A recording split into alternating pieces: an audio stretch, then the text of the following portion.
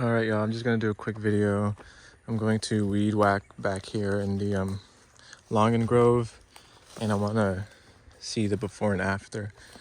So a lot of the muscadines are starting to do their thing, and some of them are creeping close to some of the longans. So I really wanna see how much of organic matter young muscadine grape produces. Seeing how the weed whacker with the blade, how it works with vines. Sometimes vines and weed whackers don't work well together, so we'll see if doing it at a young age really helps that process along. And I'm also focusing on parts that I can see Caesar weed flowers coming up. Anywhere where I see a little patch of Caesar weed, I'll just make sure to selectively buzz that down with the weed whacker. Just for reference, I want to show the blade that's on the weed whacker as well. It's I think it's an ECHO weed whacker, and they have different blades. I tried one blade, which was like the circular one, and that thing jammed up way too easily. Didn't work well at all, actually. And then I have this one now.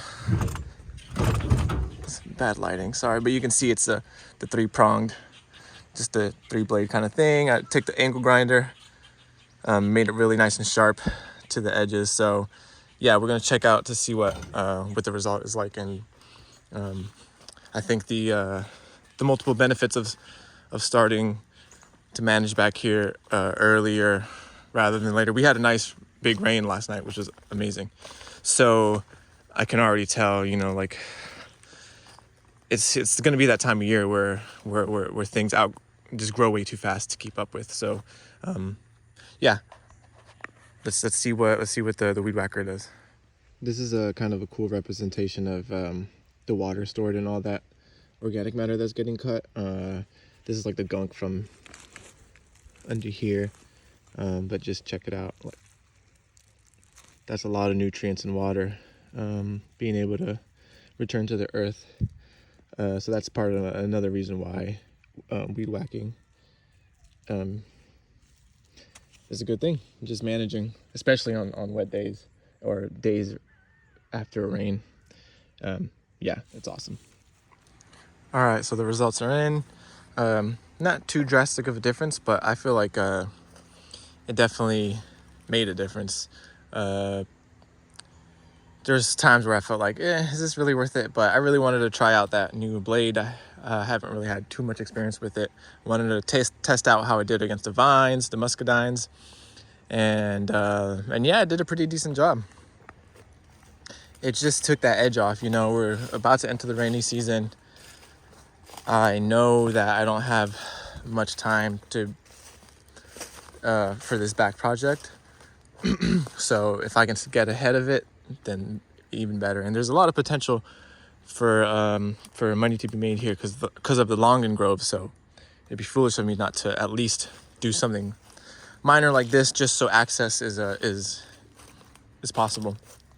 But yeah, I mean, I really didn't do too much of a walkthrough before, like a before video, like walking through everything. But I just made a video about this spot not too long ago, so I just put that on the card. But yeah, a lot more access. I do want to be able to take people on tours back here, maybe do like plant walks. So having access is very important as well if I were to want to do something like that, so people aren't worried that they're like about to step all over poison ivy and things like that. So yeah, much more accessible, which is awesome. There was I mean, don't get me wrong, the muscadines did an amazing job being the ground cover, but I really want to keep ecological succession going forward so that more beautyberry and more oak seedlings and more of the longer term stuff could have a better chance to germinate and do well. So that's about it. Like I said, a lot of moisture is getting returned to the earth too right after it rained, and we cut all that organic matter. So trail is nicer. Some of these spots that had high vines are easier to walk through, giving me more access to the long ends. There was a lot of little spots like that had a whole bunch of Caesar weeds that I just chopped down, and it felt really good to see all those tiny little Caesar weeds get tossed left and right. So it would be like little, here's somewhere where I missed. So it was very selective. Like I would see a patch like that and go, and all these would just fall over. And you know, I'm not a stranger to Caesar weed. I know how persistent it is. Like you really need to get a jump on it as soon as possible. The rosary pea kind of mulched down really nicely. It is like a leguminous vine and tiny little leaves, and I'm not too worried about rosary pea. It's easy to manage just by hand, just pulling it off things if needed. But kind of cool how it left a little bit of more of a shredded mulch. And then of course the big avocado this year, access for when it's time to harvest, which will be in a couple months. I can't find some, but there definitely are some. See if I can zoom in. Oh, there's one. There you go. So yeah, there's more access in here as well. It was a little bit taller over here. Access all around. So yeah, it was a